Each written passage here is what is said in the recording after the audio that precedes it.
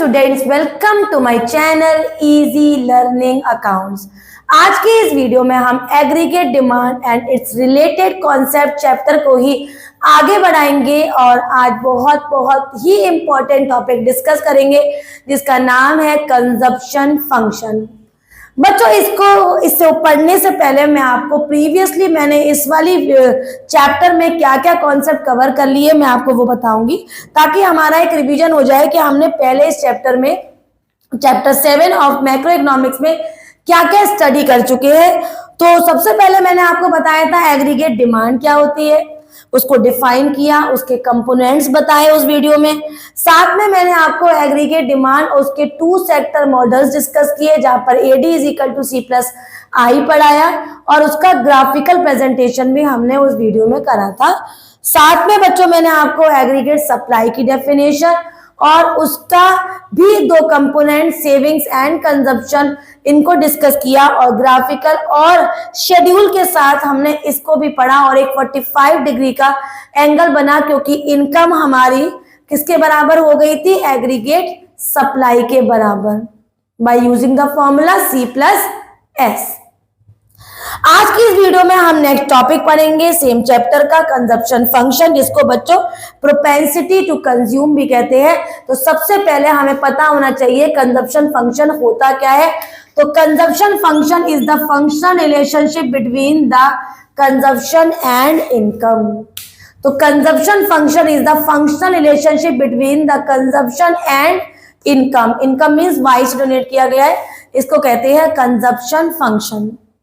Consumption function को अगर हम एक्सप्लेन करें तो शेड्यूल क्या बनाएंगे, शेड्यूल में ले लेते हैं बच्चों हम इनकम 0, 100, 200, 300, 400, 500, 600 और हमने कंजप्शन लिया, पहला लिया 40, इसे हम ऑटोनॉमस कंजप्शन भी कहते हैं, consumption at 0 level of income.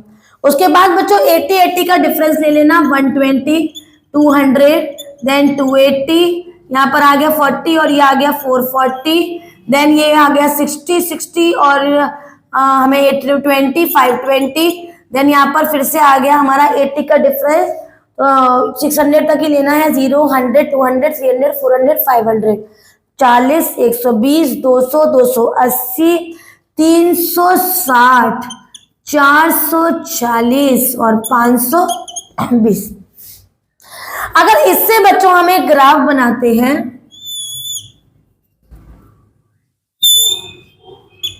OY axis और OX एक्सिस से, जहां पर हम इनकम यहां दिखा रहे हैं और कंजप्शन यहां दिखा रहे हैं, तो हम देखते हैं कि हमारा जो कंजप्शन है वो ऑटोनॉमस है और वो इस तरह से हमें एक एंगल बना के देगा AD। और बच्चों अगर हम यहाँ पर AS भी दिखाएं तो AS इनकम के बराबर होता है, तो वो बनेगा हमारा एक 45 डिग्री का एंगल AS।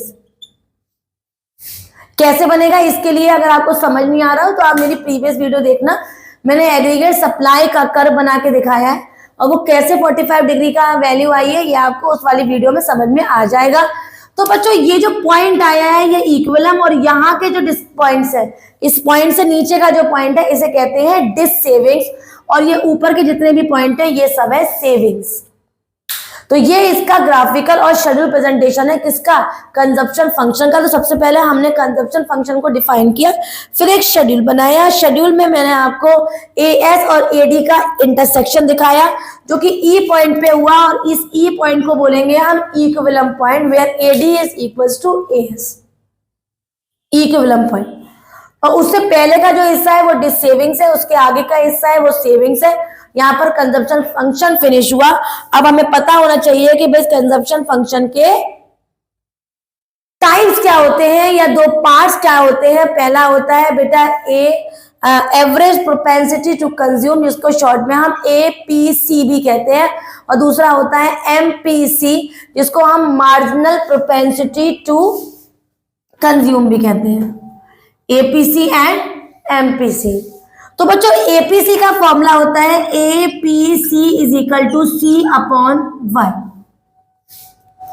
और MPC का फॉर्मूला होता है delta C upon delta Y। तो याद रखेंगे, what is the formula of APC, it is the ratio of consumption with the income, that is C upon Y. And marginal propensity to consume is the ratio of change in consumption with the change in income. तो delta C upon delta Y. अब इनको हम कैसे represent करेंगे, पहले मैं आपको APC को रिप्रेजेंट करके दिखा देती हूँ. हमें Y चाहिए, हमारे पास Y है. हमें C चाहिए, हमारे पास C है. तो हमें फॉर्मूला क्या लगाना है, एपीसी को निकालने के लिए फॉर्मूला लगाना है. तो एपीसी हो गया C अपॉन वाई. किसी भी चीज को 0 से डिवाइड करते हैं आंसर नील होता है. इसको डिवाइड करेंगे तो वैल्यू हो जाएगी हमारा, ये 0 चला गया 1.2. दूसरे का हो जाएगा हमारा 1. देन अगला बेटा हम सिंप्लीफाई करेंगे 0.93 और नेक्स्ट है हमारा 0.90. इसे करेंगे 0.89 या 88 मान लो और 0.86. तो ये एवरेज पॉइंट है जो हमें कैसे निकाले, C upon Y, C upon Y, C upon Y, C upon Y, C upon Y, C upon Y, C upon Y. इसको अगर आप ग्राफिकली प्रेजेंट करते हो बच्चों तो कुछ इस तरह से प्रेजेंटेशन होगा. मैं आपको यहां दिखा देती हूँ. देखो ये हमने OX एक्सिस में दिखाया हमारा क्या, इनकम, और OY एक्सिस पे दिखा दिया हमने अपना एवरेज प्रोपेंसिटी टू कंज्यूम, या फिर हम कहेंगे कि हमने यहां पर दिखा दिया कंजप्शन. कंजप्शन का ऑटोनोमस कंजप्शन चलाते हुए हमने एक कर्व बनाया इंक्रीजिंग ऑर्डर में towards the right hand side. यहां पर बच्चों अगर आप कोई भी 2 पॉइंट्स ले लो, यहां पर चाहे आप 200 वाली यूनिट ले लो, तो इनकम में 200 मान लो यहाँ है तो ये यहाँ पर इंटरसेक्ट हुआ, और कंजप्शन मान लो 200 यहाँ है तो ये दोनों हमारे इस पॉइंट पर इंटरसेक्ट हो गई. तो ये वाला जो हिस्सा है हमारा, ये वाला हिस्सा ये हो गया हमारा Y, और जो ये वाला हिस्सा है वो हमारा है C. तो this C upon Y is known as average propensity to consume. अब इसी में ही बेटा मैं अगर एक डिफरेंस और दिखा दूं, मान लो मैंने 200 दिखाया है यहाँ पर और साथ में मैं यहाँ पर 300 भी दिखा दूं और यहाँ पर आ गया 280, यहाँ पर भी 300 और 280, तो ये आके इंटरसेक्ट कर रहे हैं यहाँ पर आके. मेरी बात समझना ध्यान से. तो इन दोनों में जो अंतर आया है, ये जो अंतर आया है ये है हमारा डेल्टा Y, और इन दोनों के बीच में जो अंतर आया है ये है हमारा डेल्टा C. तो delta C upon delta Y is equal to MPC. तो अगर 2 यूनिट्स का आपस में, 2 इनकम्स का कंपैरिजन करके जो चेंज नजर आ रहे हैं, जो चेंज ग्राफिकली प्रेजेंट कर रहे हैं, उसे बोलेंगे MPC, और केवल कंजप्शन और इनकम दिखा देंगे तो हो गया हमारा APC. आगे बढ़ते हैं. नेक्स्ट है हमारा पॉइंट जिसका नाम है सेविंग फंक्शन.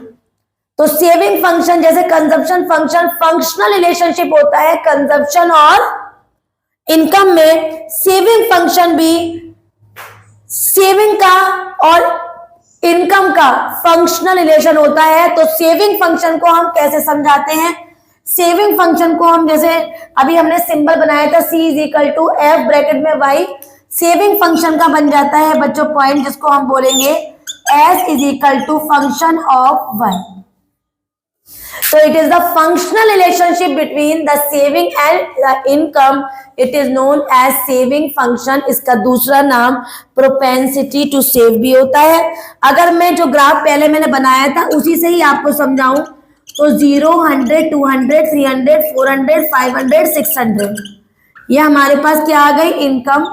कंजप्शन हम वही लेंगे 40, और ये हो गया हमारा 120, देन 200, देन ये आ गया हमारा 380, और 380 के बाद आ गया बेटा 40 और 40 460, देन 440, देन 520, और इसमें अगर हम 80 ऐड करते हैं तो ये हो जाएगा 600. लेकिन हम केवल इतना ही दिखा देते हैं क्योंकि इतना ही है. 0 40 है, 120 है, 200 है, 280 है, देन ये आ गया हमारा 360, 440 और 520. बिल्कुल सेम वही बनाया है जो मैंने अभी आपको कंजप्शन फंक्शन में बताया था. अब इससे सेविंग कैसे निकलेगी बेटा, अगर हम 0 कमा रहे हैं 40 कंज्यूम कर रहे हैं तो सेविंग क्या हो गई, माइनस की 40, इधर हो गई माइनस की 20, देन ये 0, यहाँ 20 पॉजिटिव, देन यहाँ पर 40, 60 और 80। इससे अगर हम हमारा प्रेजेंटेशन करके दिखाएं तो ये नेगेटिव पॉइंट्स भी आ रहे हैं और यहां से एक ग्राफ जा रहा है एसएस पॉइंट जो इंटरसेक्ट कर रहा है ई पॉइंट पे, और इसका जो ये नेगेटिव पोर्शन है बच्चों ये है डिस सेविंग्स, और ऊपर वाला पोर्शन जो है वो है सेविंग्स, क्योंकि नेगेटिव सेविंग्स हमारी दो जगह है, इसको डिस सेविंग्स बोलेंगे, और ऊपर वाला पोर्शन आ गया हमारा सेविंग्स। और ओ एक्स एक्सिस पे हमने दिखाना है सेविंग्स, और ओ वाई एक्सिस पे जाएगा हमारा, ओ एक्स एक्सिस ये वाला है, इसमें आ गया इनकम, और ओ वाई एक्सिस पे सेविंग्स, क्योंकि सेविंग्स नेगेटिव भी है, तो नेगेटिव से अगर हम यहां से रिप्रेजेंटेशन करते हैं तो this is known as saving function, presentation by schedule and diagram. फिर इसके भी बेटा दो टाइप्स होते हैं, पहला होता है हमारा APC, average propensity to save, और दूसरा होता है एपीएस एंड दूसरा MPS, average propensity to save and marginal propensity to save. APS का फॉर्मूला होता है एस अपॉन वाई, एपीएस का फॉर्मूला होता है एस अपॉन वाई, और हमारा एमपीएस का फॉर्मूला होता है delta S upon delta Y. तो अगर इसको हम वर्ड्स में बताएंगे तो the ratio of saving and income is known as APS, और the change in the saving with the change in income is known as MPS. ठीक है, नाउ अगर हमने ये ग्राफ बनाया और हम यहां पर अगर ये जो सेविंग्स है हमारे पास, देखो ये जो यहां तो हम सेविंग्स दिखा रहे हैं, तो ये वाली जो सेविंग्स है बेटा, और यहां हम अपनी इनकम दिखा रहे हैं, तो ये वाली जो इनकम पोर्शन है दिस एस अपॉन वाई हम करते हैं तो ये हो जाएगा हमारा क्या, ए पी एस। और अगर एक और ग्राफ ले लें, जैसे फॉर एग्जांपल हमने यहां पर बच्चों 100 लिया, 100 के साथ हम एक और दिखा देते हैं 200, और उसको डैश में हम दिखाएंगे, और यहां पर दिखा दिया हमने अगला पॉइंट। तो इनमें जो डिफरेंस आया है, जो चेंज आया है, उस चेंज को बोलेंगे हम एमपीएस। तो एक बार फिर से यहाँ पर कंजप्शन फंक्शन और सेविंग फंक्शन को रिवाइज करते हैं। सबसे पहले हमने इस चैप्टर में पढ़ा एग्रीगेट डिमांड की डेफिनेशन, उसके कंपोनेंट्स, फिर हमने पढ़ा aggregate demand in two sector model C+I schedule and diagram, उसके बाद पढ़ा हमने एग्रीगेट सप्लाई, उसकी डेफिनेशन, उसके टू कंपोनेंट्स, फिर उसको शेड्यूल एंड डायग्राम में एग्रीगेट डिमांड सप्लाई का 45 डिग्री का एंगल पढ़ा। आज की क्लास में हमने consumption function that is functional relationship between the income and consumption पढ़ा। उसके बाद हमने एक ग्राफ बनाया जिसमें हमने कंजप्शन दिखाया और ई पॉइंट पर वो इंटरसेक्ट किया हुआ था इक्विलिब्रियम पर, और एडी एंड एएस का जो बैक पोर्शन था वो हमारा डिस सेविंग था, और एबव पोर्शन इक्विलिब्रियम से ऊपर वाला वो हमारे लिए क्या था, सेविंग्स। उसके बाद इसके टू टाइप्स बताए मैंने आपको, APC and MPC. C upon Y is APC, graphical present करके दिखाया, और delta C upon delta Y जिसमें कोई भी दो इनकम्स को कंपेयर करके जो चेंज दिखाया जाता है वो हमने एमपीसी में पढ़ा। फिर saving function is the function relationship between the saving and income, उसके टू टाइप्स बताए बेटा, क्या, एपीएस एंड एमपीएस। एपीएस है हमारा एस अपॉन वाई, और हमारा एमपीएस है डेल्टा एस अपॉन वाई। हमने यहां पर एस एस कर्व बनाया जो ई पे इंटरसेक्ट हुआ, इनका जो डिफरेंस है ये है हमारा एपीसी। और एक और पॉइंट अगर हम दिखा दे, जो हमने यहाँ पर चेंज दिखाया है, तो ये जो चेंज आया है ये वाला और ये वाला, this is delta S and this is delta Y. तो this delta S upon delta Y is MPS. अभी इस चैप्टर की मैं एक और वीडियो आपको बनाऊंगी जिसमें बच्चों मैं आपको बताऊंगी वो कौन कौन से इंपॉर्टेंट पॉइंट्स है, जैसे एमपीसी प्लस एमपीएस 1 कैसे होता है, एपीसी और एपीएस का इक्वल 1 हमेशा कैसे होता है, डेरिवेशन कैसे करते हैं कंजप्शन फंक्शन से, सेविंग फंक्शन से, पर या सेविंग से हम कंजम्पशन फंक्शन को कैसे कर्व को डेरिवेट करते हैं, और लास्ट के कुछ और पॉइंट्स हैं इस चैप्टर में जो हमारे कोर्स में आ रहे हैं, जैसे फुल एम्प्लॉयमेंट क्या होता है, इनवॉलेंटरी अनएम्प्लॉयमेंट क्या होता है, ये जो लास्ट के पॉइंट्स है, प्लस कुछ न्यूमेरिकल्स भी हम डिस्कस करेंगे जो मैं अपनी नेक्स्ट वीडियो में आपको बताऊंगी।